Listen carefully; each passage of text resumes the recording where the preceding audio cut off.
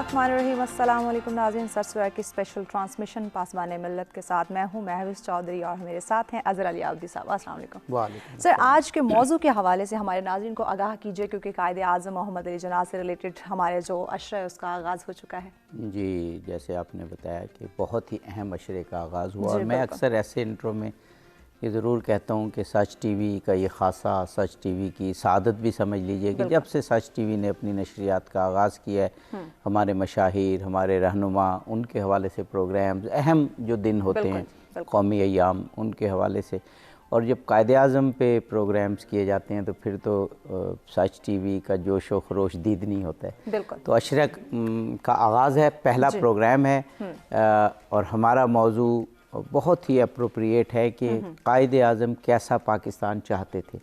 और फॉर्चुनेटली कायदे आज़म की तकारीर, आपके खतूत, आपके पैगामात इतनी तादाद में मौजूद हैं और इतनी क्लैरिटी है उनमें कि कायदे आज़म कैसा पाकिस्तान चाहते थे, चंदा मुश्किल नहीं है कायदे आज़म से पूछना।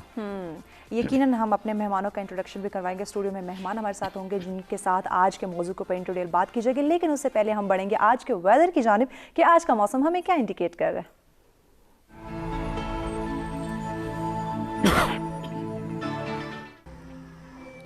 जी, सबसे पहले बात करते हैं इस्लामाबाद की, जहां ज़्यादा से ज़्यादा 17 डिग्री सेंटीग्रेड और कम से कम 4 डिग्री सेंटीग्रेड।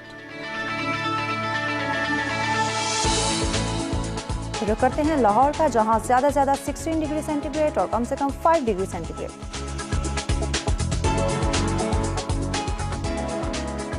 कुछ बात हो जाए कराची की, जहां ज़्यादा से ज़्यादा 26 डिग्री सेंटीग्रेड और कम से कम 6 डिग्री सेंटीग्रेड। पेशावर का अहवाल आपको बताते चलें, जहां ज़्यादा से ज़्यादा 19 डिग्री सेंटीग्रेड और कम से कम 4 डिग्री सेंटीग्रेड। बात करते हैं कोयटा की, जहां ज़्यादा से ज़्यादा 19 डिग्री सेंटीग्रेड और कम से कम 2 डिग्री सेंटीग्रेड।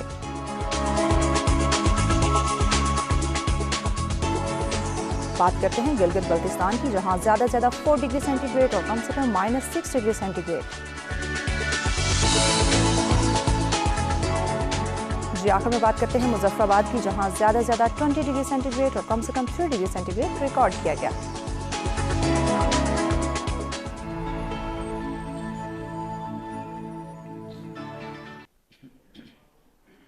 जी, वेलकम बैक नाज़रीन। ये जानिए आपने मौसम की सूरत हाल। अब इस आप बढ़ते हैं मेहमानों की जानिब, उनका तारुफ करवाइए। जी, जैसा अहम मौजू, जैसा अहम अशरा शुरू होने जा रहा है और इतने ही मेहमान जिनको अपने सब्जेक्ट पे दस्तरस हासिल है, यानी कायदे आज़म और तारीख़ पाकिस्तान पर, हमारे साथ प्रोफेसर डॉक्टर अब्दुल बासित मुजाहिद साहब मौजूद हैं। हमारे मुल्क की मारूफ यूनिवर्सिटी में आप हिस्ट्री के हेड ऑफ डिपार्टमेंट रहे, बल्कि कई डिपार्टमेंट्स के आप हेड हैं रहे हैं। डॉक्टर साहब बहुत शुक्रिया जी, खुशामदीद कहेंगे। जी, प्रोफेसर अकीला आसिफ साहिबा मौजूद हैं। आपका सब्जेक्ट ही हिस्ट्री और पाकिस्तान स्टडीज़ है और आप भी हमारे मुल्क की एक मारूफ यूनिवर्सिटी में पढ़ाती हैं। और हमारे साथ डॉक्टर साजिद अवान साहब मौजूद हैं, जो national institute of cultural historical and cultural studies के आप हेड हैं जी। और मेरा ख्याल है तीनों मेहमान यकीनन हमारी खुशकिस्मती के अपने मौजू के हिसाब से बेहतरीन और अप्रोप्रिएट में। जी बिल्कुल, आप तीनों मेहमानों का बहुत शुक्रिया, आपने हमें ज्वाइन किया। और नाज़रीन, आज के मौजू के ऊपर अगर आप भी हमें ज्वाइन करना चाहें, अपनी राय का इज़हार करना चाहें या फिर हमारे मेहमानों से कोई बात करना चाहें, तो लाइव कॉल के जरिए ज्वाइन कर सकते हैं। नंबर आपकी स्क्रीन पे मौजूद है। इसके साथ साथ ओवरसीज़ पाकिस्तानी भी पार्टिसिपेट कर सकते हैं।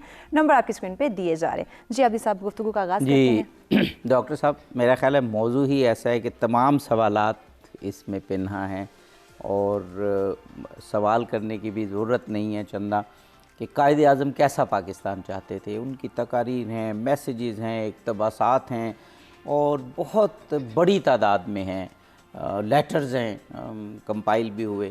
तो आप क्या कहना चाहेंगे? जी, सबसे पहले तो मैं सच टीवी का शुक्रगुज़ार हूँ कि अपनी रिवायत को जारी रखते हुए ये अशरा कायद, जैसा कि आपने इंट्रो में बताया, जब से सच टीवी है तब से ये रिवायत कायम, और मैं समझता हूँ कि बाकी चैनल्स को भी इस रिवायत को फॉलो करने की ज़रूरत है। बहुत अहम मौजू और सबसे अहम बात ये कि आज हम 21वीं सदी के इस बहुत ही اہم موڑ پر موجود اور بہت سارے مسائل ہمارے ارد گرد موجود. ملایا زبان کی ایک حکایت ہے اور اس میں کہا جاتا ہے کہ جب کوئی راستہ بھولے تو بھی 0 پوائنٹ پر آ جانا چاہیے جہاں سے سفر کا آغاز ہوا تھا. تو پاکستان آج کمیٹی آف نیشن میں ایک بہت اہم ملک کی حیثیت سے موجود، لیکن ہمیں ہر لمحہ جو رہنمائی لینی ہے وہ بابائے قوم سے لینی ہے کہ بابائے قوم نے یہ اس تصور کو کیسے دیکھا، پاکستان کو وہ کیسے دیکھنا چاہتے تھے. اور اس سے پہلے یہ بات ہم سب کے ذہنوں میں بالکل واضح ہو جانی چاہیے کہ آپ نے ایک ناممکن تصور کو کیسے ممکن بنایا. آخر وہ کیا سوچ تھی، وہ کیسا پاکستان چاہتے تھے. تو اس کے لیے اگر ہم ایک ون لائنر ابتدا میں ہی سمجھ لیں تو وہ ایک اسلامی جمہوری فلاحی ریاست کے خواہاں تھے. اور یہ صرف ایک کوئی ایسا نہ حاصل کیا جانے والا آئیڈیل نہیں تھا، بلکہ انہوں نے اپنے تمام جو سیکونس ہے تاریخ پاکستان میں، جو حصہ ہے تحریک پاکستان کا، اس میں وہ بارہا اس کو واضح کرتے رہے ہیں اور وہ یہ بتاتے رہے ہیں کہ پاکستان کو کتنا ڈائنامک ہونا چاہیے، پاکستان کو کتنا وائبل ہونا چاہیے. اور آج کی اس دنیا میں جو سب سے اہم مسئلہ جو معاشی مسائل کا ہے، اس کے بارے میں وہ اتنے پرٹیکولر اور پیکیولر تھے اس کے سلوشن کے لیے کہ پاکستان تو 1947 میں بن رہا ہے، لیکن اس سے 7 سال پہلے سے ہی ان کے ذہن میں یہ خیال پریکٹیکل شکل میں موجود تھا. اور ایک باقاعدہ انہوں نے ایک کمیٹی تشکیل پائی جس کی سربراہی خود قائد اعظم نے کی، اور ان کی رہنمائی میں ایک کمیٹی نواب علی خان اور پروفیسر حلیم جس کے رکن رکیں تھے، وہ یہ دیکھ رہے تھے. 43 میں وہ کمیٹی بنی، 45 میں اس کی رپورٹ آئی کہ پاکستان جب مارز وجود میں آ جائے گا تو اس کی اکنامک پروگریس کے لیے کیا کیا جانا چاہیے. جی بہت ہی خوبصورت الفاظ میں ڈاکٹر صاحب نے بیان کیا. پروفیسر عقیلہ آصف صاحبہ، یہی موضوع آپ اس کو کیسے دیکھتی ہیں، کیسے بیان کریں گی؟ دیکھیں، پروفیسر صاحب نے بڑی اچھی ابتدا کی ہے. میں بھی سب سے پہلے سچ ٹی وی کا شکریہ ادا کرنا چاہوں گی کہ وہ ایسے اہم موضوعات پر ہمیشہ ہمیں بلاتے ہیں، اور بہت سارے ایسے اسکالرس کو بلایا جاتا ہے جو کہ اس پہ دسترس رکھتے ہیں اور اس کے اوپر بات کرتے ہیں. اور یہ بات کرتے رہنا چاہیے کیونکہ اچھی بات کا بار بار دہرایا جانا بہت ضروری ہے. پہلی تو یہ بات. دوسرا یہ کہ جہاں تک قائد اعظم کا تصور پاکستان یا ان کے ذہن میں کس طرح کا پاکستان تھا، آج کے دور میں یہ ایک بہت اہم سوال ہے. اور اس کے بارے میں نئی نسل، خاص طور پہ ہم سے جب ہم یونیورسٹیز میں جاتے ہیں، اپنے کلاس رومز میں جاتے ہیں، تو نئی نسل جو ہے یہ سوال ضرور اٹھاتی ہے، کیونکہ آج کا جو دور ہے وہ میڈیا کا دور ہے، اور خاص طور پہ سوشل میڈیا کی موجودگی میں ان کو اپنے اصل سے ہٹانے کے لیے بہت ساری ایسی چیزیں موجود ہیں، بہت سارے ایسی دلچسپیاں موجود ہیں جو کہ ان کو وہ سبق بھلا رہی ہیں جو کہ ہمیں قائد اعظم نے ایک قوم بنانے کے لیے دیا تھا. تو اس کے لیے جیسے کہ ایک جملے میں جیسے انہوں نے کہا، میں اس کو دہرانا چاہوں گی کہ ایک ایسی ریاست کا خواب قائد اعظم محمد علی جناح نے دیکھا جو کہ اسلامی ریاست ہو، جو کہ فلاحی ریاست ہو، اور جو کہ جمہوری ریاست ہو. وقفے سے قبل ڈاکٹر ساجد اعوان کو بھی شامل کرنا چاہیں گے کہ اسی گفتگو کو آپ کیسے تسلسل دیں گے؟ آپ جی سب شکریہ آپ کا بھی اور سچ ٹی وی کا بھی کہ آپ ایسے اہم مواقع پہ اس طرح کے پروگرام کرتے ہیں. اور میں یہ سمجھتا ہوں کہ اگر ہمیں قائد رحمۃ اللہ علیہ کی یہ دیکھنا ہو کہ پاکستان کیسا چاہتے تھے تو 3 طریقوں سے ہم اسے دیکھ سکتے ہیں، ان کی تقاریر سے، ان کی تحاریر سے، اور ان کی تدابیر سے. میں یہ کہتا ہوں کہ قائد کی زندگی کے پہلے دن سے لے کے کسی موقع پہ ان کا کوئی لفظ، ان کی کوئی تقریر، ان کی کوئی تحریر اور ان کی کوئی بھی تدبیر دیکھ لی جائے تو ہمیں ایسا نظر آتا ہے کہ وہ بالکل اس وقت ہمیں کلیئر کٹ یہ سوچنا چاہیے کہ اب ہم منافقتوں سے نکل کے یہ کہیں کہ وہ ایک پروگریسو، ایک بالکل اوپن اور ماڈرن اور سیکولر پاکستان چاہتے تھے. یہاں سے سیکولر کا میرا مطلب یہ نہیں کہ لادین, یعنی یہاں پہ ہر شخص کو مذہبی آزادی ہے. بالکل صحیح. وہ انہوں نے بالکل کہا اپنی 11 اگست والی تقریر میں بڑا کلیئر, جو کہ انہوں نے. یہاں ہم ایک بریک لینا ہے, بریک کے بعد آپ کی بات کو ہم انشاءاللہ جاری رکھیں گے. جی بالکل, اپنے مہمانوں سے گفتگو کا سلسلہ کا آغاز ہو چکا ہے, اس سلسلے کو مزید بھی آگے بڑھائیں گے. وقت ہو جاتا ہے بریک کا, ہمارے ساتھ رہیے گا.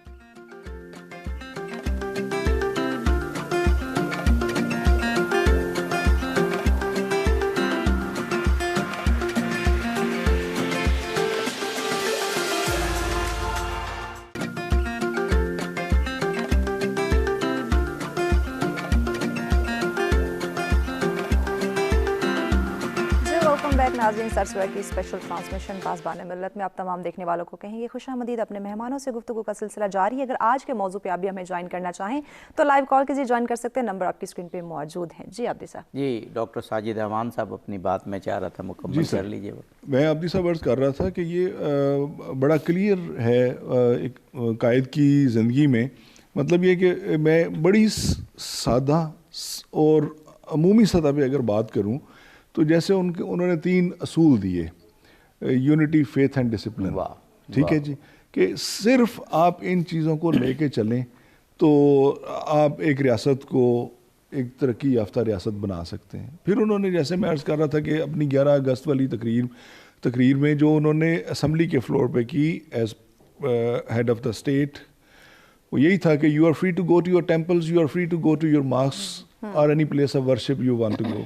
یہ بڑا کلیئر کٹ میسج تھا کہ جی آپ کو شخصی آزادی ہے. اور پھر یہ انہوں نے جیسے فرمایا کہ Pakistan Muslims will cease to be Muslims in political terms. جی جی, یہ بھی بڑا واضح کر دیا, بڑا واضح. اس سے زیادہ کلیئر میسج کیا ہو سکتا ہے؟ مذہبی حوالے سے تو سب وہی رہیں گے, لیکن سیاسی حوالے سے سب برابر ہو جائیں گے. یعنی اسٹیٹ کی نظر میں سب برابر. جی, equal rights to all the citizens of Pakistan ہوں گے. اور یہ یہاں پہ ہر شخص کو انفرادی طور پہ بھی اور اجتماعی طور پہ بھی شخصی, مذہبی, لسانی اور سیاسی آزادی حاصل ہوگی کہ آپ اپنے نظریات کا جو بھی آپ کے عقائد ہیں آپ ان پہ عمل کر سکتے ہیں, ان کی ترویج کر سکتے ہیں, ان کی تبلیغ کر سکتے ہیں, اور آپ آزاد ہیں اس حوالے سے. ہم اس پہ انشاءاللہ ایک الگ سے پروگرام بھی کریں گے کہ جو جتنے بھی پاکستان میں رہنے والے شہری ہیں ان سب کو برابر کے حقوق حاصل ہیں.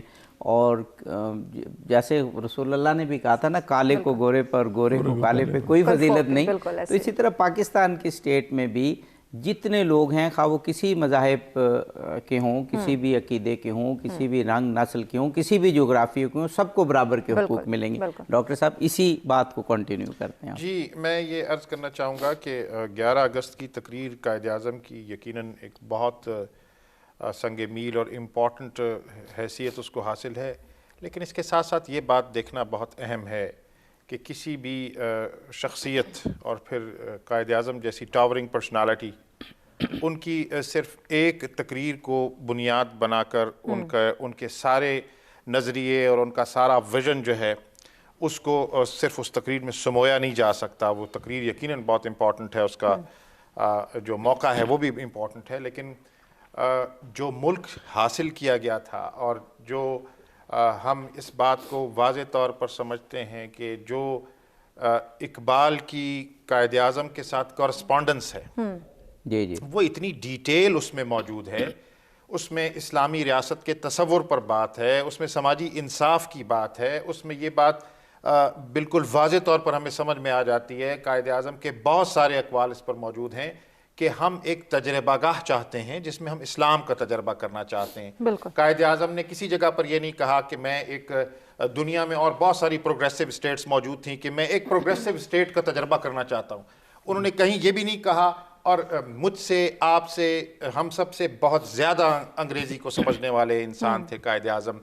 انہوں نے, وہ اگر چاہتے اس بات کو تو وہ بہت بین انداز میں اور ریپیٹڈلی یہ بات کہتے ہیں کہ Pakistan would be a secular state.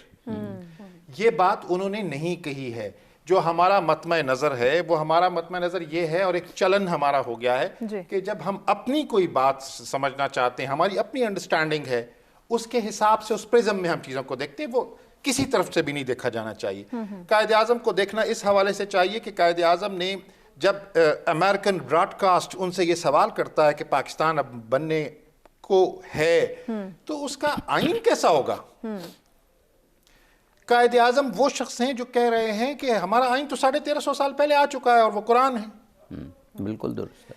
پھر آپ یہ دیکھ لیجئے کہ جب ٹرانسفر آف پاور ہو رہی ہے جس وقت لارڈ ماؤنٹ بیٹن جو ہے نا وہ تقریر کر کے کہتا ہے اور بڑی اپنے طور پر ناصح بننے کی کوشش کرتا ہے اور یہ نصیحت کر رہا ہوتا ہے قائد اعظم کو, بتا رہا ہوتا ہے پاکستان کو کہ میں چاہتا ہوں کہ اکبر جیسا انصاف اور اکبر جیسی ٹالرنس یہاں پر ہو. تو آپ نے یہی کہا, وہ قائد اعظم ہی ہے نا جنہوں نے کہا کہ اکبر ہمارے لیے نہیں, ہمارے لیے تو نبی کریم صلی اللہ علیہ وسلم کی 1400 سال پہلے کی جو ٹالرنس ہے وہ ہمارے لیے مثال ہے. ایک وقفہ لینا ہے, بڑی اچھی مثال. جی ابھی بریک میں ٹائم ہے, میں چاہتی ہوں پروفیسر صاحب اچھا جی چلیے, ایڈ کر لیں.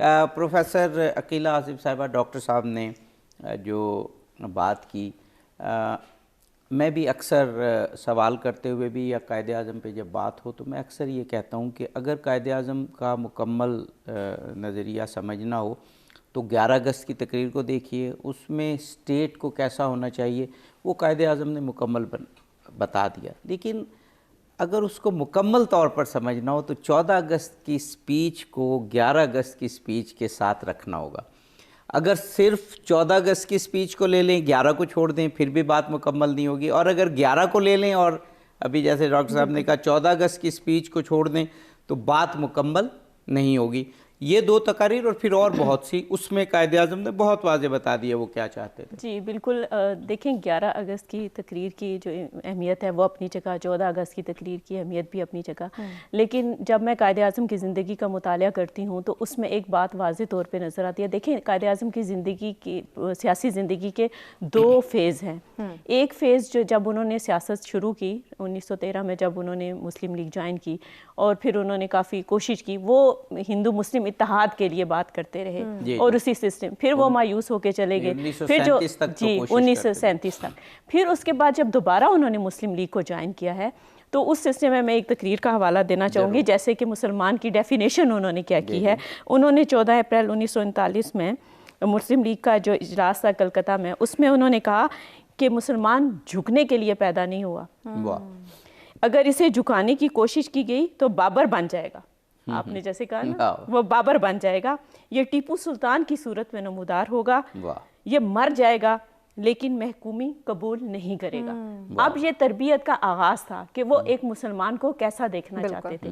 وہ ماؤنٹ بیٹن کا جیسے آپ نے ریفرنس دیا ہے, تو اس طرح کی کوئی چیز نہیں تھی. انہوں نے کہا کہ نہیں, اس سے بہت پہلے قائد اعظم نے مسلمانوں کو یہ واضح کر دیا کہ انہوں نے کس طرح کا مسلمان بننا ہے, تاکہ جو مسلمان کا تصور ہے یا جو مسلم سیاست کا تصور ہے یا مسلم ریاست کا تصور ہے وہ واضح ہو جائے. اور مسلمان جو ہیں, بر صغیر کے مسلمان جو ہیں, وہ ایک قوم کی صورت میں ایک ایسے پلیٹ فارم کو تلاش کرنے جس پہ کہ وہ دنیا کے نقشے پہ ایک ایسی ترقی کرنے والی قوم کے طور پہ ابھریں جو کہ دنیا کے لیے بہت قابل قبول ہو. ڈاکٹر ساجد اعوان صاحب, اب قائد اعظم کی تقاریر اور ان کے حوالے آپ نے خود بتایا, اور آپ تو ایک ایسے ادارے کو ہیڈ کر رہے ہیں جو اس میں ریسرچ کرتا ہے. مجھے قائد اعظم کی وہ تقاریر بھی یاد ہیں کہ 1942-43 جب تحریک اپنے عروج پر تھی اور پاکستان کے علاوہ کچھ اور نہیں سوچنا تھا, تو قائد اعظم کے یہاں تک الفاظ ہیں کہ اگر پاکستان ایسا ہوا جس میں لوگوں کو 2 وقت کی روٹی میں اثر نہ ہو اور اس میں جاگیرداری ہو اور سرمایہ داری ہو, تو ایسا پاکستان مجھے نہیں چاہیے. ایسے سخت الفاظ اس دور میں ادا کرنا یہ بڑی بات تھی, یعنی ویژن کلیئر تھی اس لحاظ سے. جی ویسے ہی جیسے ڈاکٹر عقیلہ صاحبہ نے فرمایا نا کہ قائد کی زندگی کے مطلب سیاست میں آنے سے اور لے کے بعد میں تحریک پاکستان پہ آنے تک اور قیام پاکستان تک آنے تک, دیکھیں 1912 سے پہلے تو قائد خود کہتے ہیں کہ وہ ایک نیشنلسٹ ہیں. بالکل صحیح بات. لیکن اس وقت وہ ایک نیشنلسٹ مسلم ہیں. جی بالکل. 1912 کے بعد وہ ایک مسلم نیشنلسٹ بن کے ابھرتے ہیں. صحیح. یعنی ہمیں اس فرق کو سمجھنا ہوگا کہ نیشنلسٹ مسلم سے لے کے مسلم نیشنلسٹ تک کا جو سفر ہے, اس کے بعد پھر انہوں نے وہ جو ڈاکٹر باسط صاحب فرما رہے تھے کہ انہوں نے اسلام کے اصولوں کے حوالے سے یہ کہا, اور یہ بالکل ٹھیک ہے. میں یہ سمجھتا ہوں کہ آج بھی دنیا کے جدید ترین مذاہب میں اسلام ہے. کیا اسلام نے جو حقوق شہریوں کو دیے ہیں یا عورتوں کو دیے ہیں, میں موٹی سی بات کرتا ہوں, کیا آج ہم پاکستان میں وہ دے رہے ہیں؟ بالکل. ڈاکٹر صاحب, اسلام جو حقوق دیتا ہے اپنے تمام طبقوں کو, اس پہ گفتگو جاری رکھیے گا, ہم یہیں سے گفتگو کا آغاز کریں گے. جی بالکل, چونکہ ایک بریک کی جانب ہم بڑھنے ملتے ہیں, ایک شارٹ بریک کے ساتھ ہمارے ساتھ رہیے گا.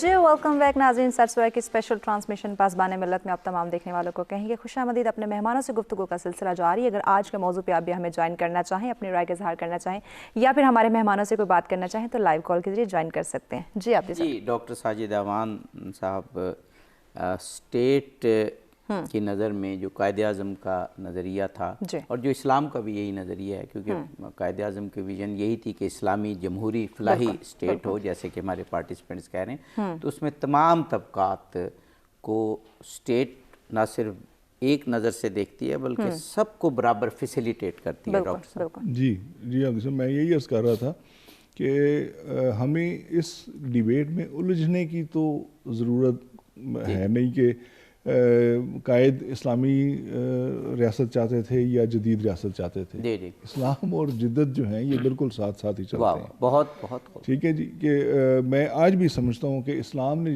جتنے حقوق انسانوں کو دیے ہوئے ہیں, کیا آج ہماری ریاست سب انسانوں کو دے رہی ہے؟ ہم انفرادی طور پہ بھی سوچیں کہ جتنے حقوق اسلام نے خاتون کو دیے ہیں, خواتین کو, کیا ہم اپنی بیٹیوں, بہنوں, ماؤں کو یہ حقوق دیتے ہیں؟ کیا آج ہماری بیٹیاں دفتروں میں کام کرتے ہوئے, یونیورسٹیز میں آتے ہوئے محفوظ ہیں؟ اس طرح کا پاکستان, وہ یہ قائد کا جو خواب تھا کہ کیسا پاکستان ہونا چاہیے جہاں پہ اصل میں تو حقوق کی ہی جنگ تھی نا جی. بالکل. ادروائز تو وہ, جب میں نے عرض کیا جب وہ نیشنلسٹ مسلم تھے تب تو وہ یہ تھا کہ یار ہندوستان کے سارے لوگوں کو, ہندوؤں اور مسلمانوں سب کو حقوق ملنے چاہیے. اور جب قائد کو یہ محسوس ہوا کہ مسلمانوں کے حقوق زیادہ خطرے میں ہیں تو انہوں نے 1912 میں مسلم لیگ جوائن کی. لیکن اس میں یہ بھی کہا کہ ہمیں, اس کا مطلب یہ نہیں کہ کانگریس کو چھوڑ رہا ہوں, میں یہ چاہوں گا کہ یہ دونوں پارٹیاں ایک دوسرے کے قریب آئیں. اسی میں انہوں نے معاہدہ لکھنؤ کروایا. میثاق لکھنؤ میں یہی تھا کہ جی آپ مسلمانوں کے حقوق کو مانیں گے اور ان کو گارنٹی کریں گے. ہندوؤں نے مانا. قائد اعظم کی زندگی کا اگر منشور ہمیں سمجھنا ہونا تو یہ جو 1916 کا لکھنؤ پیکٹ ہے یہ آپ کا منشور تھا. جی بالکل. جب آپ بہت مجبور ہوئے کہ اب ہندو اسٹیٹ میں مسلمانوں کے حقوق کسی صورت وہ قائم نہیں رہ سکتے تو پھر آپ نے ایک الگ ملک کا مطالبہ کیا. بالکل بالکل. اور اسی طرح سے میں یہ عرض کرتا ہوں عابدی صاحب, جیسے آپ نے فرمایا کہ لکھنؤ پیکٹ جو ہے اس سے آپ دیکھ لیں. دوسرا 1927 میں جب انہوں نے دہلی پروپوزلز دیں نہرو کو اور کانگریس نے اسے ماننے سے انکار کر دیا. ٹھیک ہے جی. اور پھر انہوں نے جو اپنے 14 نکات دیے نہرو رپورٹ کے جواب میں, میں یہ کہتا ہوں کہ 14 نکات وہ آج بھی اٹھا کے دیکھ لیں, کسی بھی ماڈرن پریکٹیکل اور پریگمیٹک اسٹیٹ کے لیے آج بھی وہ ہندوستان میں بھی اتنے ہی ویلڈ ہیں.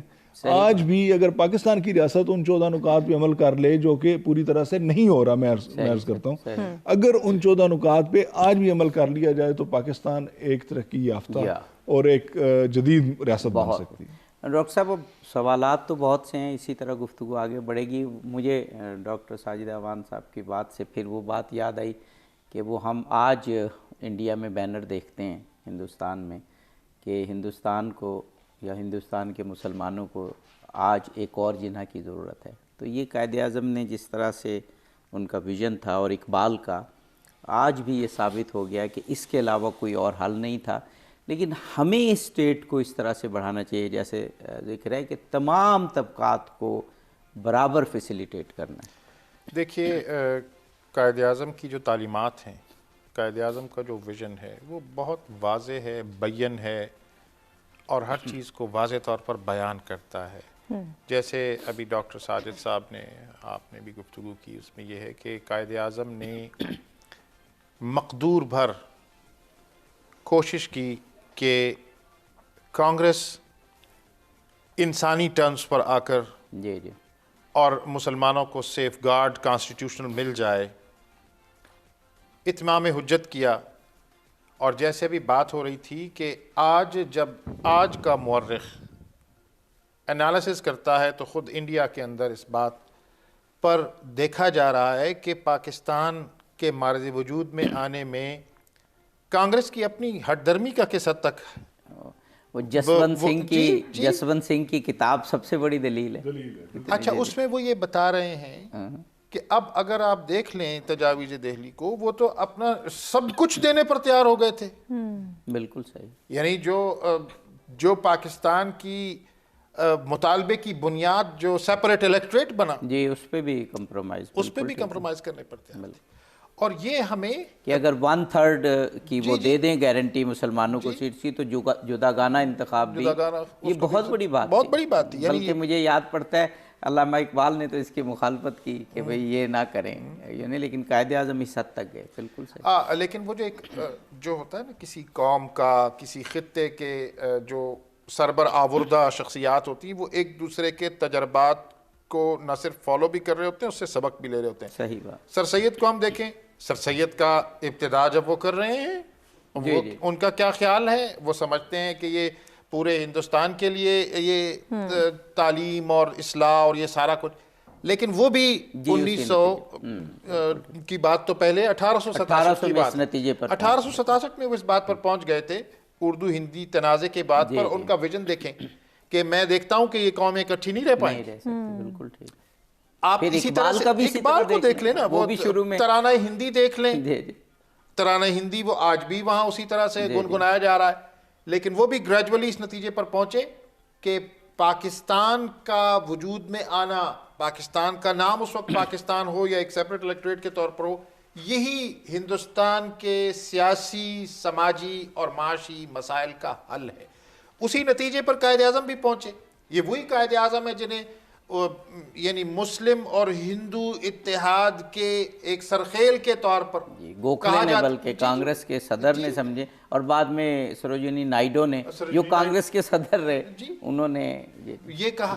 اچھا، وہ جب اس نتیجے پر پہنچے تو وہ ایک تجربے کی بنیاد پر ساری ٹرائز کرنے کے بعد پہنچے. اور پھر جب ہم وہ تقریر کیوں اپنے سامنے نہیں رکھتے؟ میں تو سمجھتا ہوں کہ جو ہماری یونیورسٹیز ہیں، ہمارے اسکولز ہیں، کالجز ہیں، مدارس ہیں، میڈیا ہے، اس کے اندر جو اصل کانٹینٹ ہے نا 1940 کی تقریر کا، جو مارچ 1940 میں کی قائد اعظم نے، وہ تقریر تو جب بھی میں پڑھتا ہوں مجھے ایسے لگتا ہے جیسے یہ اقبال بات کر رہے ہیں یا قائد اعظم بات کر رہے ہیں. وہ تقریر جو میں نے دیکھی وہ کوئی قائد اعظم نے کوئی 1-1.5 گھنٹہ کی، حالانکہ قائد اعظم لمبی تقریر نہیں کرتے، اور کمال کی تقریر، کمال کی، وہ پورا کنسٹرکٹ کرتے ہیں اس کو، اور پورا کنسٹرکٹ کرنے کے بعد یہ بتاتے ہیں پورے سب کانٹیننٹ کی ہسٹری اس میں بیان کرتے ہیں. سب کانٹیننٹ کی ہسٹری کے علاوہ وہ دنیا کی مثال دیکھ کر بتاتے ہیں. اس میں اس بات کو وہ پروف کرتے ہیں کہ ہندوستان کے اندر، متحدہ ہندوستان میں رہنے والے مسلمان دنیا کی کسی بھی تعریف کی بنیاد پر ایک الگ قوم کی حیثیت رکھتے ہیں. پھر وہ یہ ڈیٹیل بھی بتاتے ہیں کہ جو ایک قوم کا ہیرو ہے وہ دوسرے کا ولن ہے. ہم اکٹھے کھاتے نہیں ہیں، اکٹھے پیتے نہیں ہیں. یہ ساری باتوں کو وہ اس بات پر لا کر پھر منتج کرتے ہیں کہ اس کا حل صرف اسی میں پنہا ہے کہ ہم مسلم اکثریتی علاقوں میں الگ سے ایک وطن کی بنیاد رکھیں. پروفیسر صاحبہ، قائد اعظم کی اگر ہم ویژن کو دیکھیں، اور پھر بات وہیں 11 اگست کی تقریر پہ آ جاتی ہے کہ عموماً ایسی تقاریر جو ہوتی ہیں وہ قانونی اور کانسٹیٹیوشنل اور اس طرح کے مسائل پر ہوتی ہیں، کیونکہ کانسٹیٹیوشنل اسمبلی سے خطاب فرما رہے تھے.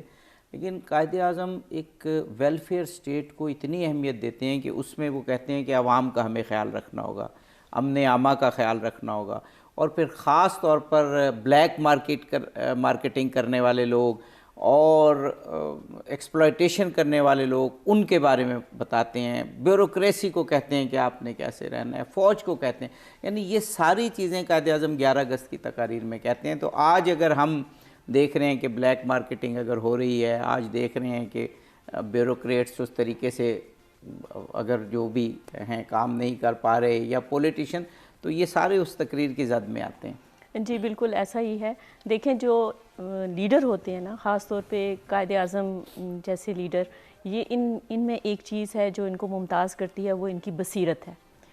ایسی بصیرت افروز شخصیات جو ہیں وہ روز روز پیدا نہیں ہوتی۔ وہ اوپر سے ایک دیکھ رہے ہوتے ہیں اور وہ آگے کی طرف دیکھ رہے ہوتے ہیں۔ ان کو پتہ ہوتا ہے کہ اگر یہ بات آج کی جائے گی تو کل اس کا کیا نتیجہ نکلے گا۔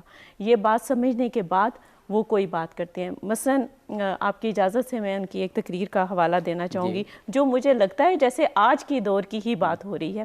یہ ان کا قائد اعظم کا پریزیڈنشل ایڈریس ہے جو آل انڈیا مسلم لیگ کی دہلی میں 24 اپریل 1943 میں 1943 میں، جو اس میں انہوں نے خاص طور پہ مخاطب کر کے کہا ہے کہ وہ کیپٹلسٹ اور لینڈ لارڈس کے بارے میں بات کرتے ہیں، اور ان وہاں سے شروعات کر کے میں یہاں پہ یہ تھوڑا سا آپ کی اجازت سے یہ ایڈ کرنا چاہوں گی۔ کوٹ ہے کہ they had forgotten the lessons of Islam.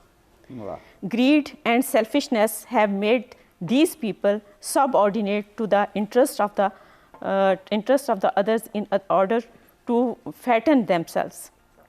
It is true we are not in power today. You go anywhere to the countryside. I have visited villages. There are millions and millions of our people who hardly get one meal a day. Is this civilizations? Is this Pakistan? Do you حالانکہ ابھی پاکستان بنا نہیں ہے لیکن قائد اعظم جی یہ دیکھ لیں یہ 1943 کی ہے۔ Do you visualize that millions have been exploited and cannot get one meal a day? If that is the idea of Pakistan, I would not have it. If they are wise, they will have to adjust themselves to the new modern conditions of life. If they want, God helps them, we shall not help them. اچھا یہ ہمیں ایک break پہ جانا ہے، break کے بعد اس کا پھر آپ ایسنس بیان کیجیے۔ جی بالکل، اپنے مہمانوں سے ان ڈیٹیل گفتگو کا آغاز کیا جائے گا، لیکن وقت ہو جاتا ہے بریک کا، ہمارے ساتھ رہیے گا۔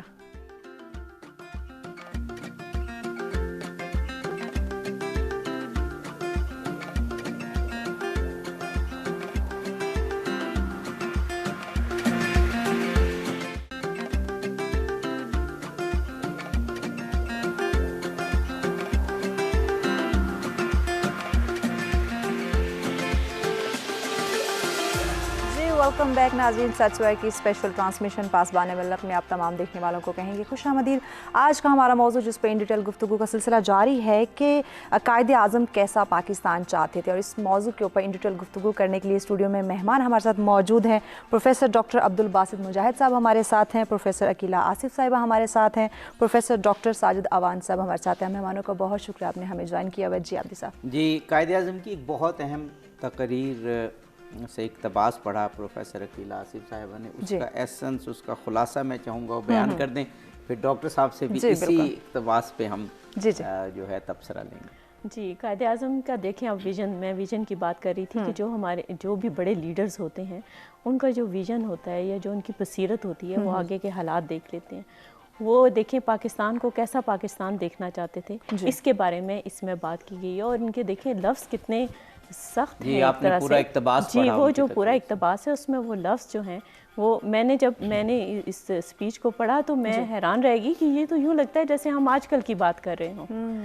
تو اب دیکھیں کہ قائد اعظم نے یہ 1943 میں یہ کہا ہے، اور اس وقت بھی ان کے ذہن میں یہ تصور تھا کہ پاکستان ایک ایسی اسلامی فلاحی ریاست ہوگا جس میں جمہوری تقاضوں کے مطابق ہر طرح کے طبقہ فکر کو برابر کا جو ہے وہ حقوق ملیں گے، چاہے وہ اقتدار ہو، چاہے وہ تعلیم ہو، چاہے وہ دیگر سہولیات ہوں یا روزگار ہو، کسی طرح کی بھی کوئی چیز ہو اس میں برابر کے حقوق حاصل ہوں گے۔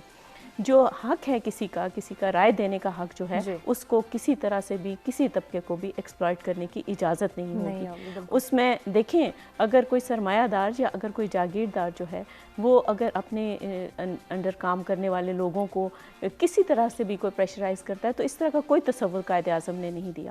قائد اعظم نے عین جمہوری تقاضوں کی بات کی ہے جو نبی پاک صلی اللہ علیہ وآلہ وسلم نے 1400 سال پہلے 1500 سال پہلے ہمیں جب ریاست مدینہ بنائی تھی، اس وقت بھی یہی باتیں جو ہیں اگر ہم احادیث کا، اگر ہم قرآنی آیات کا حوالہ دیں تو ان میں بھی ہمیں یہ جھلک جو ہے وہ نظر آتی ہے۔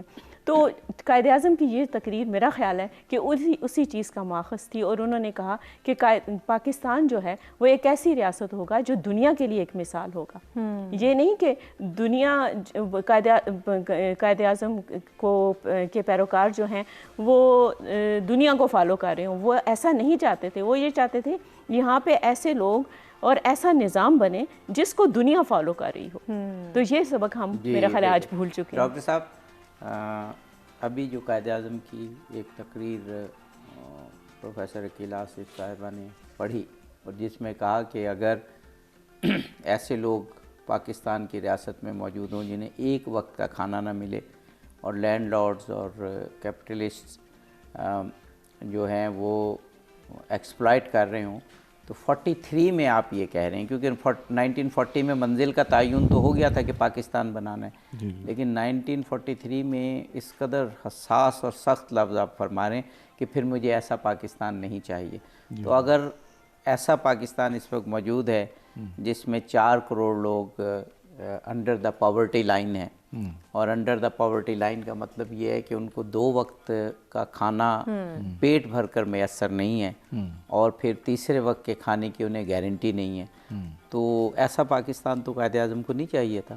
جی بالکل. اب جیسا میں اس کا 2-3 حوالے سے میں ذکر کرنا چاہوں گا. ایک تو یہ کہ بالکل میں وہ سیڈسٹ والی بات نہیں کرتا. پاکستان نے بہت زیادہ کامیابیاں بھی حاصل کی، بہت ترقی بھی ہوئی، بڑی خوشحالی بھی ہوئی.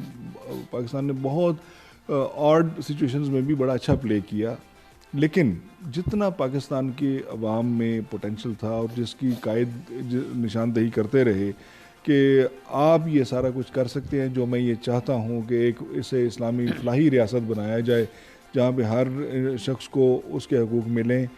اس میں میں تھوڑا سا یہ چاہوں گا کہ جیسے ان کی تقریر اور ان کی تحریر کے حوالے سے تو بات ہو گئی، ذرا تدبیر کے حوالے سے دیکھ لیتے ہیں کہ ان کا جو عمل رہا.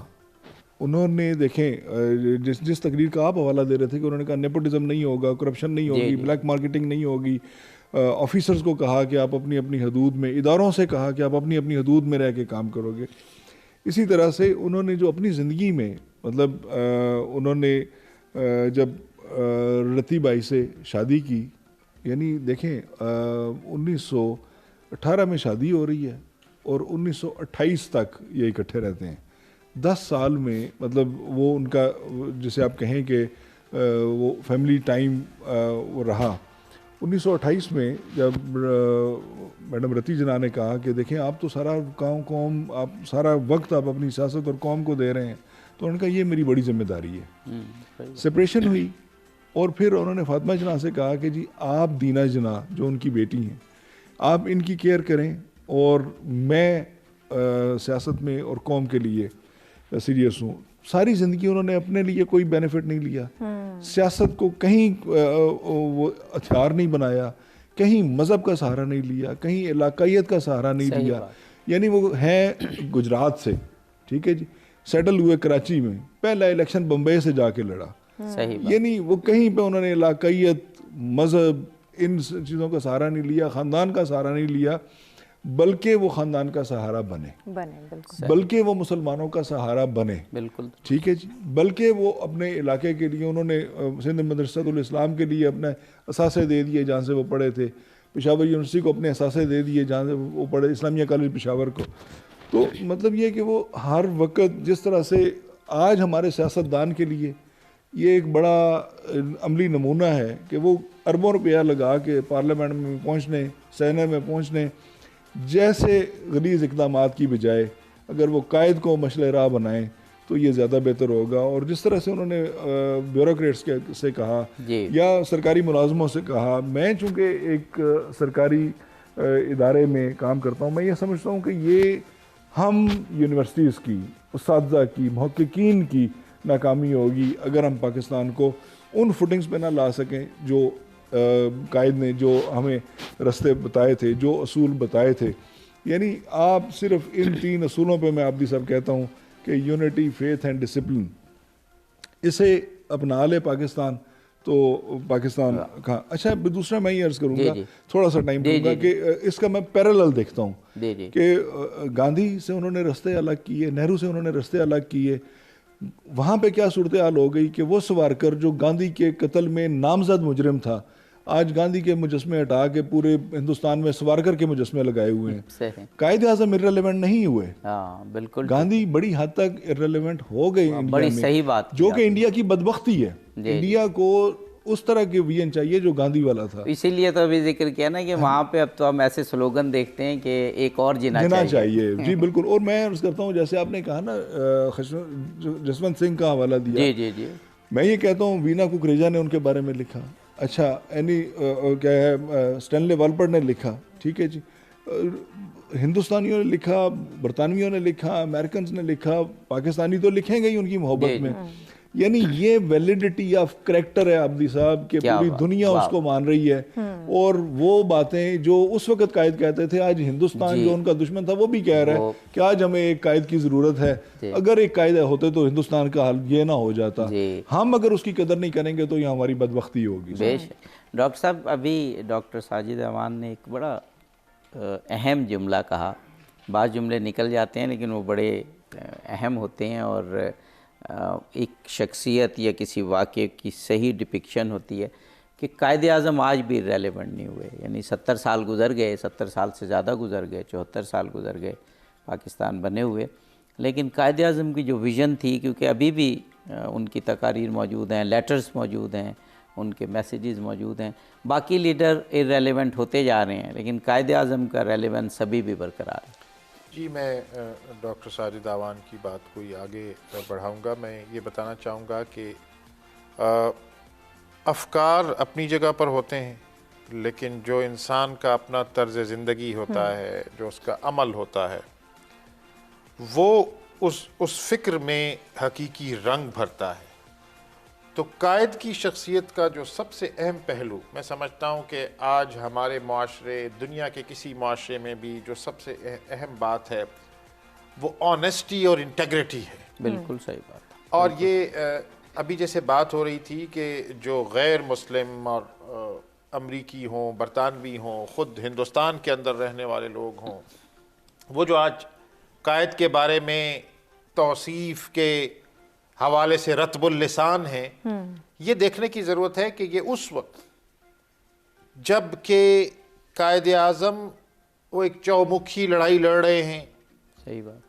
ظاہر ہے انگریز کے سے بھی انہوں نے چھین کر پاکستان کو بنایا, کانگریس کے ساتھ الگ ان کی ایک لڑائی چل رہی ہے, اور بہت سارے مسلمان بھی جو کانگریس کے مزاج سے متاثر تھے ان کو بھی کنونس کر رہے ہیں. تو اس کے لیے جو سب سے بڑا ٹریبیوٹ میں سمجھتا ہوں وہ یہ ہے کہ قائد اعظم کو خود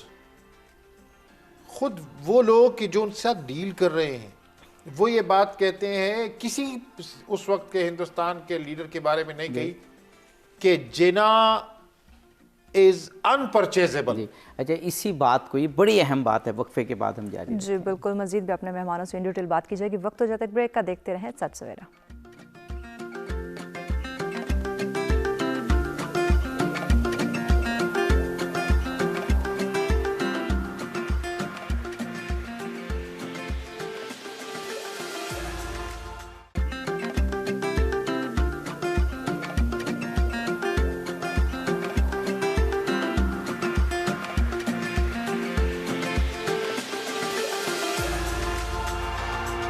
ویلکم بیک ناظرین. سچ سویرا میں ایک دفعہ پھر سے آپ تمام دیکھنے والوں کو کہیں گے خوش آمدید. آج کا ہمارا اسپیشل سیگمنٹ جو پاسبان ملت, تو آج کا ہمارا موضوع کہ قائد اعظم کیسا پاکستان چاہتے تھے, اس پہ ان ڈیٹیل گفتگو کا سلسلہ جاری ہے.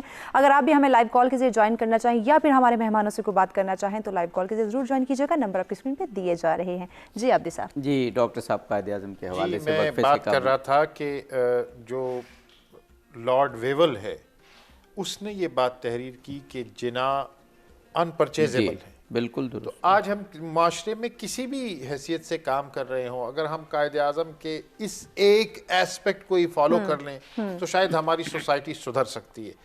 پھر قائد اعظم کی جو آنیسٹی, انٹیگریٹی کی بہت ساری مثالیں ہیں, وہ ایک مثال ہے کہ جب آپ اپنی سرکاری رہائش گاہ پر شفٹ ہوئے اور اس کے لیے فرنیچر منگایا جا رہا تھا، تو اس میں آپ نے دیکھا کہ ایک چیئر تھی، اور وہ چیئر جب آپ نے دریافت کیا تو کہا گیا کہ یہ فاطمہ جناح صاحبہ کے لیے ہے، تو انہوں نے اس چیئر کو وہاں سے کاٹ دیا اور کہا کہ یہ سرکاری اس سے نہیں آ سکتی، حالانکہ ان کا وہ ظاہر سرکاری ریزیڈنس تھی۔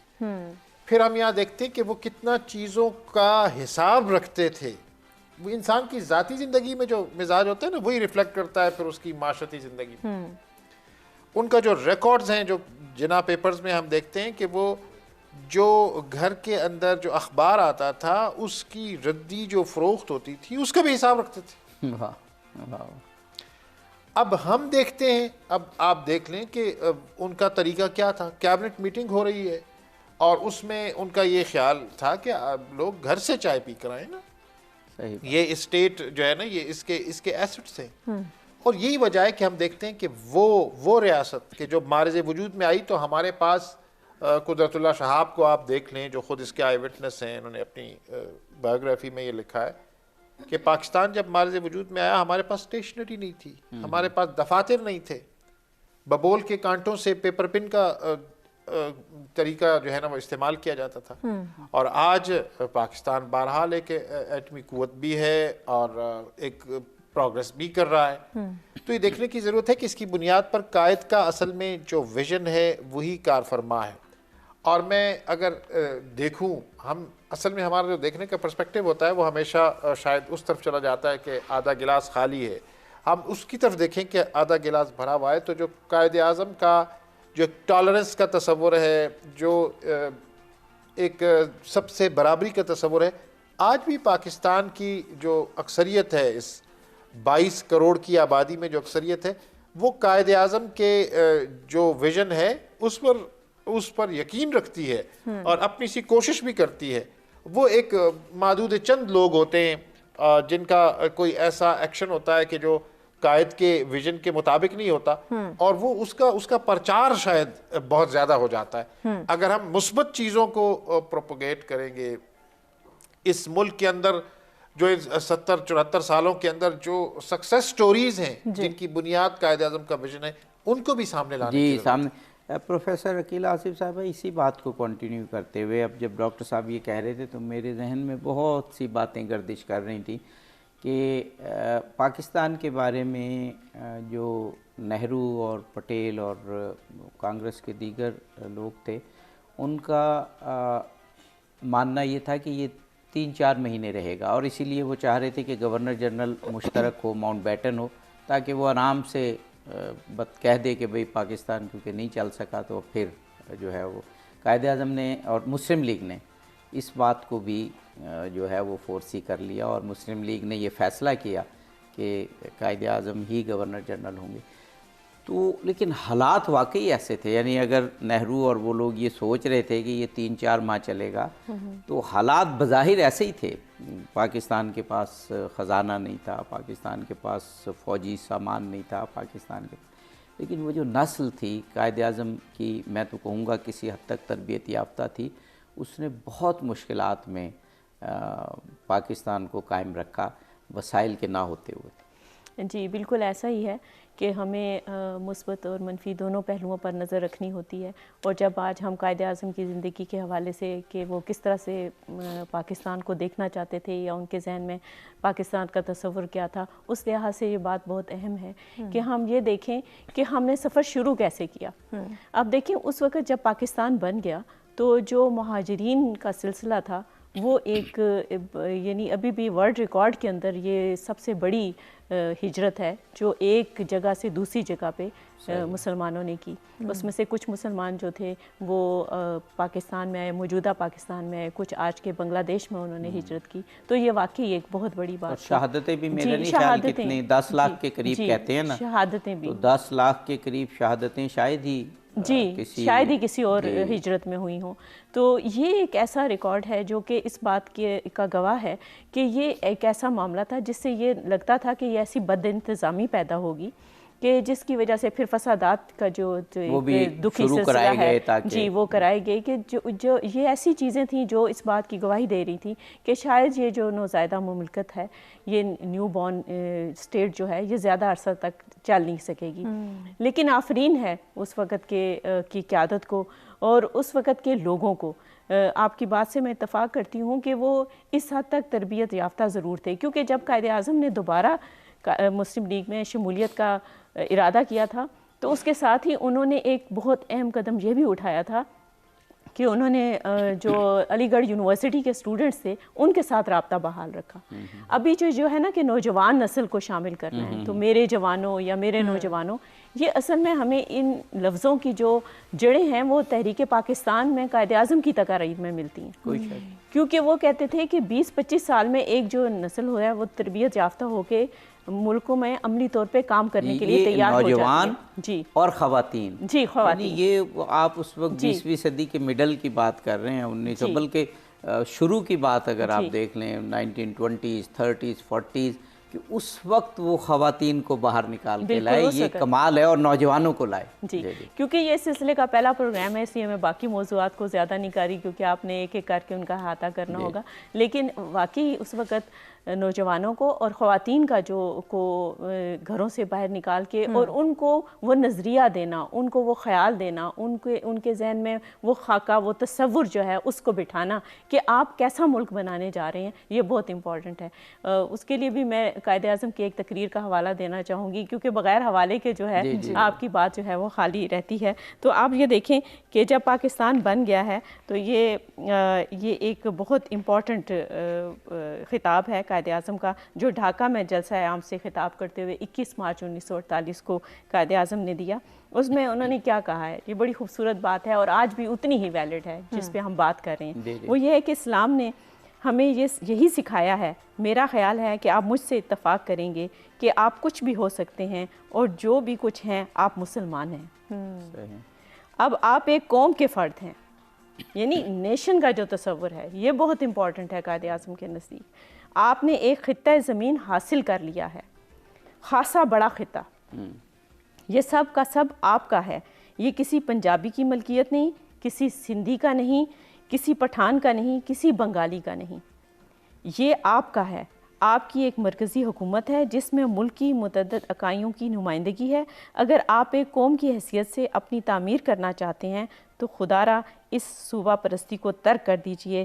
لعنتوں میں ایک لعنت صوبائی عصبیت ہے اور اسی طرح فرقہ واریت ہے، یعنی شیعہ سنی وغیرہ. جی بے شک. یہ بڑی ڈاکٹر ساجد امان صاحب، وہ جو ہم کہتے ہیں کہ قائد اعظم کی تقاریر میں اور جو آپ نے فرمایا کہ ان کی تدابیر میں، رائٹنگز میں وافر جو رہنمائی موجود ہے.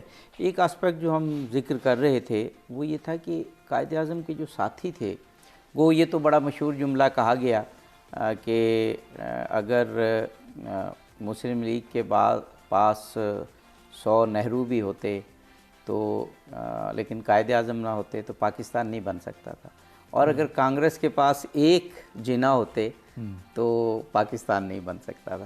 تو یہ تو ایک بہت بڑا ٹریبیوٹ ہے واقعاً. لیکن بہرحال قائد اعظم کے جو بہت سے ساتھی تھے، انہوں نے جس طرح سے ان کی مدد کی، اور وہی وہ ایک کلاس تھی جس نے پھر پاکستان کو قائم رکھا. ورنہ تو یہ تھا کہ 3 ماہ میں یہ لیاقت علی خان کی مثال سامنے ہے کہ وزیر اعظم ہیں پاکستان کے، لیکن جب ان کی شہادت ہوتی ہے تو شیروانی کے نیچے ان کا پھٹا ہوا بنیان نکلتا ہے، اور مجھے نہیں یاد، شاید 100-150 روپیہ ان کے اکاؤنٹ میں. یہ وہ شخص ہے کہ جس کی اتنی بڑی ریاست تھی کہ کہتے ہیں جب ٹرین چلتی تھی تو وہ ریاست نہیں ختم ہوتی تھی. فرمائیے گا. جی بالکل ایسا ہی ہے سر. یہ تو اس میں کوئی دوسری رائے نہیں کہ ایک تو یہ کہ قیام پاکستان بذات خود 20ویں صدی کا ایک بہت بڑا واقعہ، ایک معجزہ ہی ہے جی. دوسرا اس میں جو قائد کا کردار ہے وہ اس طرح سے نمایاں ہے کہ وہ جیسے اسٹینلے والبرٹ نے لکھا تھا نا کہ بہت کم لوگ ایسے ہوتے ہیں جو تاریخ کو بدلتے ہیں. جی بہت کم لوگ ایسے ہوتے ہیں جو تاریخ میں مثال قائم کرتے ہیں، تاریخ بناتے ہیں. جی جی جی بہت کم لوگ ایسے ہوتے ہیں جو قومیں بناتے ہیں، بالکل اور بہت ہی کم لوگ ایسے ہوتے ہیں جو وطن بناتے ہیں. بالکل صحیح. قائد اعظم وہ شخصیت ہے جنہوں نے یہ چاروں ہی کام کیے. تین اس پہ آپ وقفے کے بعد اس کی وضاحت کیجیے گا. جی بالکل، بریک کے بعد ان ڈیٹیل بات کی جائے گی. ہمارے ساتھ رہے گا، ملتے ہیں ایک شارٹ بریک کے بعد.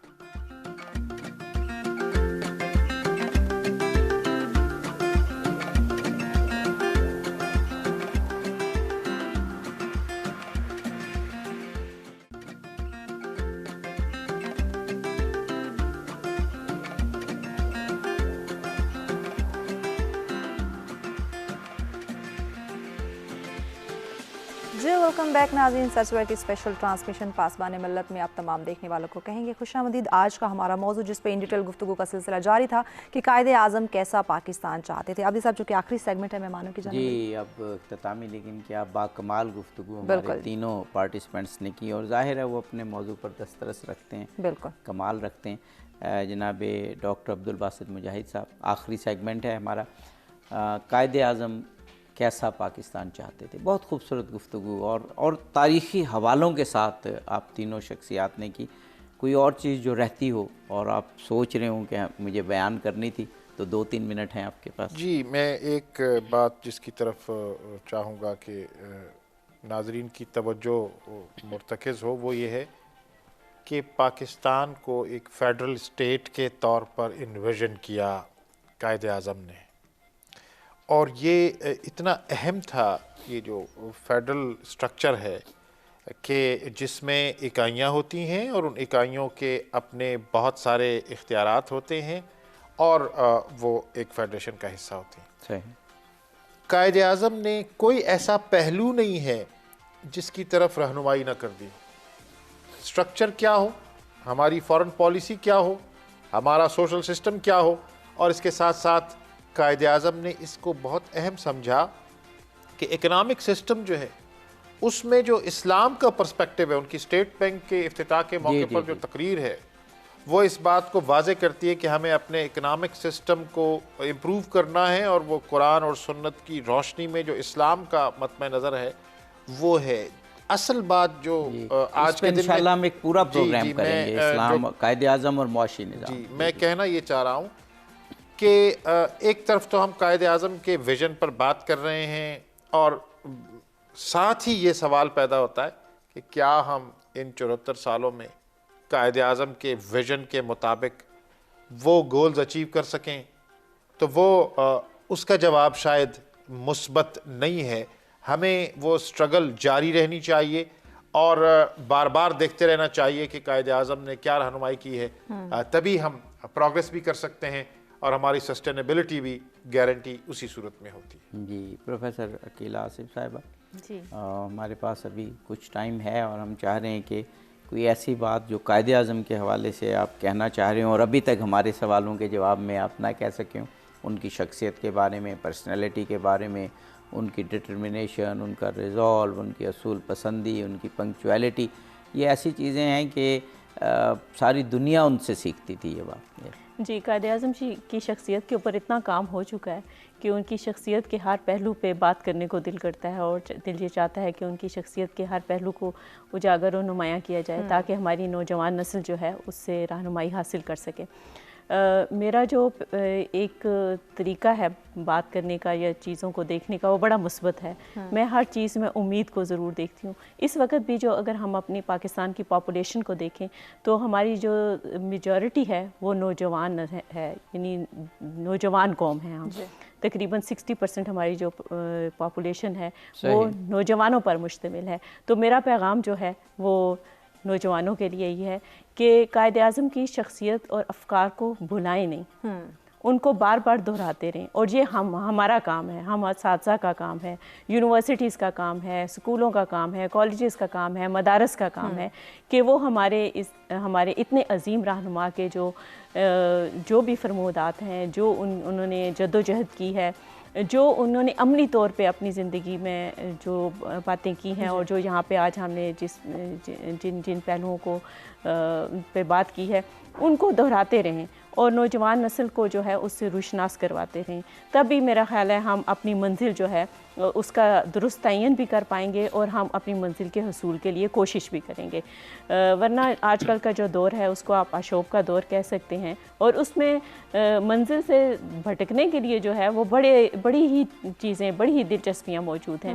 تو ہم نے اپنی نوجوان نسل کو جو ہے بڑی احتیاط کے ساتھ جو ہے اپنے قائد اعظم جیسے رہنماؤں، علامہ اقبال جیسے رہنماؤں، سر سید احمد خان جیسے رہنماؤں، لیاقت علی خان جیسے رہنماؤں کی فرمودات کی روشنی میں، ان کے کردار کی روشنی میں، ان کے ویژن کی روشنی میں، ان کے تخیل جو تھے پاکستان کے بارے میں، اس کی روشنی میں لے کر چلنا ہے۔ تو میرا یہی پیغام ہے کہ آپ کے لیے کرنے کے لیے بہت کچھ ہے، اور یہ ایک بہت بڑی ذمہ داری ہے، اور یہ ایک بہت بڑا فرض ہے، اور ہمیں اپنی ذمہ داری اور فرض کو نبھانے کے لیے تیار رہنا چاہیے، تب ہم حقوق کی بات کر سکتے ہیں، ورنہ نہیں۔ جی بہت خوب جناب ڈاکٹر ساجد اعوان صاحب، کیونکہ آپ ایک ایسے ادارے کو ہیڈ کرتے ہیں جو ہسٹری اور کلچر پہ ریسرچ کرتا ہے، تو ایک سوال اور بھی ہے کہ قائد اعظم کے افکار اور ان کی تقاریر اور وہ سارے ہمارے ساتھ موجود ہیں، لیکن قائد اعظم ایک تسلسل کا نام ہے، جیسے ڈاکٹر عبدالباسط مجاہد صاحب نے بھی فرمایا تھا کہ سر سید اقبال قائد اعظم۔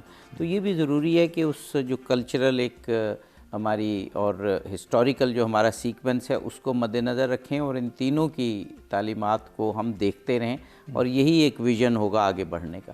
جی بالکل، میں اس میں عرض کرتا ہوں عابدی صاحب کہ یہ کنٹینویشن جو ہے نا، اسے اگر ہم ایسے ہی کر لیں کہ آپ صلی اللہ علیہ وسلم سے لے کے کیا میں پاکستان تک کے سفر کو میں ایسے دیکھتا ہوں کہ محمد صلی اللہ علیہ وسلم، پھر اسلام انڈیا میں آیا محمد بن قاسم، ٹھیک، پھر اسلام کے نام پہ ایک ملک قائم ہوا کرنے والا محمد علی جناح، ٹھیک ہے جی، یہ محمد سے محمد تک کی کہانی ہے، اور اسے اسی طرح سے دیکھا جائے۔ بالکل، اور میں یہ عرض کروں کہ اب کہنے کے لیے نہیں، کرنے کا وقت آ گیا۔ صحیح بات، ٹھیک ہے جی، یعنی کہتے تو قائد بھی رہے، ہم نے سنا یا نہ سنا، کہہ ہم بھی دیں گے، کوئی سنے گا یا نہیں سنے گا۔ میں اپنے 5 فٹ کے وجود پہ تو راست گوئی، ثابت قدمی، سچائی، ایمانداری کا اصول نہ اپلائی کر سکوں اور پوری دنیا کو درس دیتا رہوں، تو یہ بھی میرا خیال ہے ہم اپنے آپ کو، ہر بندہ خود کو ٹھیک کر لے، اور قائد کی فرامین کی روشنی میں ہم دیکھیں کہ اس وقت ہمیں کس چیز کی ضرورت ہے، تعلیم پہ فوکس کرنے کی ضرورت ہے، ہمیں اپنے فرائض، اپنے حدود و قیود کے اندر رہتے ہوئے تمام افراد کو بھی اور تمام اداروں کو بھی، کہ وہ اپنی اپنی حدود و قیود کے اندر رہتے ہوئے آئین کے مطابق کنٹریبیوٹ کر سکتے ہیں تو کرتے جائیں، اور یہ وقت ہے خاموشی سے کام کرنے کا، بجائے اس کے کہ ہم صرف دعوے کریں۔ اور اس کنٹینیوٹی میں آپ دیکھیں گے عابدی صاحب کہ قائد نے یہ آزادی نہ صرف برطانویوں سے لی، ہندوؤں سے بھی لی، نہ صرف ہندوؤں سے لی بلکہ مسلمانوں سے بھی لی، یعنی ساری مذہبی جماعتیں قائد کے خلاف رہیں، لیکن وہ ثابت قدم رہے۔ انہوں نے کہا کہ جی میں جس طرح کا پاکستان چاہ رہا ہوں نا، میں اس طرح کا آپ کو بنا کے دکھاؤں گا، اور ایک صحیح مسلمان بن کے انہوں نے کہا، ان سے پوچھتے تھے آپ کس فرقے سے ہیں، تو وہ کہتے تھے کہ میں مسلمان ہوں، اور یہ انہوں نے ثابت بھی کر کے دکھایا۔ اور یہ کہ انہوں نے بارہا دفعہ کہا کہ اسلام کے سنہری اصول ہماری ریاست کو چلانے کے لیے کافی ہیں، لیکن وہ اسلام کے اس پہلو پہ زیادہ زور دیتے تھے جو غیر روایتی ہے، ہمیں بھی اس طرح سے سمجھنے کی ضرورت ہے۔ اور دوسرا میں یہ سمجھتا ہوں کہ آج بھی قائد جیسی شخصیت دیکھا جائے نا جی، تو پاکستان میں کتنے لوگ ایسے ہوں گے جن کی سوچ، جن کی فکر، جن کی شخصیت، جن کی اپیرنس ایسی ہوگی، جیسے قائد ایک چارمنگ پرسنالٹی تھے، ایک پلیزنٹ پرسنالٹی تھے، ایک ماڈرن پرسنالٹی تھے، کیا ہم اس طرح سے اپنے بچوں کو ان لائنز پہ لے کے آ رہے ہیں یا نہیں؟ اور میں یہ عرض کروں کہ میں نے یہ کہا تھا کہ اگر قائد کے 14 نکات کو سامنے رکھا جائے تو جہاں جہاں پہ ہم نے اس سے روگردانی کی، ہم نے نقصان اٹھایا، 1971 والا سانے آپ کے سامنے ہے۔ اب بھی جب ہم قائد کے فرمودات سے نکلیں گے اور اس ریاست کو اپنی خواہشات کے مطابق لے کے جانے کی کوشش کریں گے تو ہمیں مشکلات کا سامنا ہوگا۔ ہمیں یہ چاہیے کہ ہم ان سنہری اصولوں پہ جو قائد نے وضع کر دیے اور جس کا نہ صرف پاکستان بلکہ پوری دنیا اسے مان رہی ہے کہ جی وہ جو کہہ رہے تھے وہ ٹھیک تھا، ان کے مخالفین یہ کہہ رہے ہیں کہ جی یہ قائد جو فرما رہے تھے وہ ٹھیک تھا، اور ہمیں ریاست میں ان اصولوں کو صوبائی خود مختاری کے، مساوات کے، برابری کے، ایمانداری کے، سچائی کے، راست گوئی کے اور تمام شہریوں کو برابری کے اصول دے کے ہم اس ریاست کو ان اقدامات کی طرف لے کے آ سکتے ہیں جو قائد کے فرمودات کی روشنی میں ہو۔ جی آپ آخری جملہ مکمل فرما لیجیے۔ اور میرا یہی خیال ہے کہ جیسے وہ اقبال نے کہا تھا نا کہ افراد کے ہاتھوں میں ہے اقوام کی تقدیر، ہر فرد ہے ملت کے مقدر کا ستارہ، بے شک اور یہ کہ نہیں ہے نا امید اقبال اپنی کشت ویراں سے، ذرا نم ہو تو یہ مٹی بڑی زرخیز ہے ساقی۔ اسی خوبصورت پیغام کے ساتھ ہم تینوں مہمانان گرامی کا شکریہ ادا کریں گے، اور آج ہمارا پہلا پروگرام تھا، اور ناظرین انشاءاللہ اگلے 10 دن میں ہم قائد اعظم کے حوالے سے مختلف موضوعات لے کر جو آج ہماری ضرورت ہیں، اور آج بھی جیسے ہمارے پارٹیسپینٹس نے بھی کہا، ایکسپرٹس نے بھی کہا کہ قائد اعظم بالکل ریلیونٹ ہیں اور ان کی گائیڈنس ہماری ترقی کی ضامن ہے، اس پر انشاءاللہ گفتگو ہم کریں گے۔ جی یقیناً پاسبان ملت میں کل دوبارہ کسی اور ایک مفید ٹاپک کے ساتھ حاضر ہوں گے، کیونکہ ہماری دور حاضر کے اندر ہماری نوجوان نسل کی رہنمائی کرنا بہت ہی زیادہ ضرورت ہے اور ضروری بھی ہے۔ اسی کے ساتھ دیجیے اپنے دونوں میزبان کو اجازت، اللہ نگہبان۔